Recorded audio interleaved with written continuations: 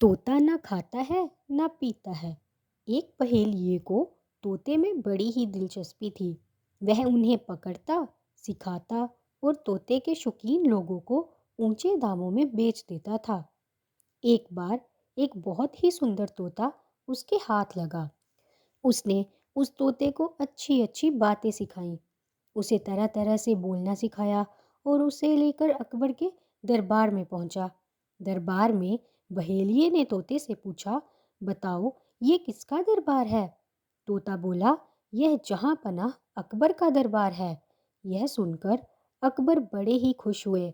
वह बहेलिये से बोले, हमें यह तोता चाहिए, बोलो इसकी क्या कीमत मांगते हो?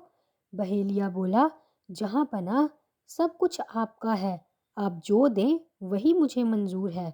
अकबर को जवाब पसंद आया और उन्होंने बहेलिये को अच्छी कीमत देकर उससे तोते को खरीद लिया।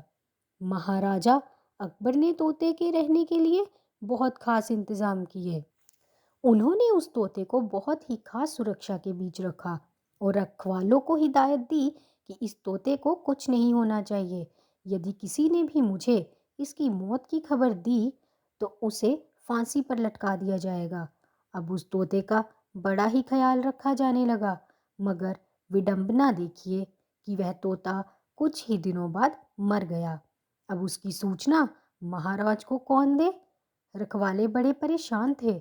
तभी उनमें से एक बोला कि बीरबल हमारी मदद कर सकता है, और यह कहकर उसने बीरबल को सारा वृत्तांत सुनाया तथा उससे मदद मांगी।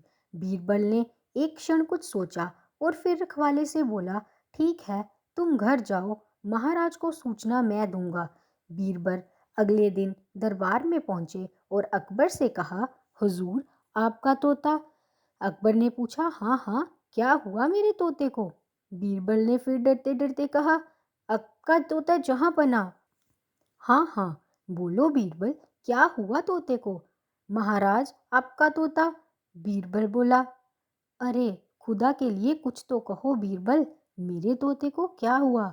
अकबर ने खींचते हुए कहा, जहां बना, आपका तोता ना तो कुछ खाता है, ना कुछ पीता है, ना कुछ बोलता है, ना उसके पंख फड़फड़ाता है, ना आंखें खोलता है और ना ही। राज ने गुस्से में कहा, अरे सीधा सीधा क्यों नहीं बोलते कि वो मर गया है? बीरबल तपाक से बोला, हुजूर, मैंने मौत की खबर नहीं दी, बल्कि ऐसा आपने कहा है। मेरी जान बख्शी जाए। और महाराज निरुत्तर हो गए।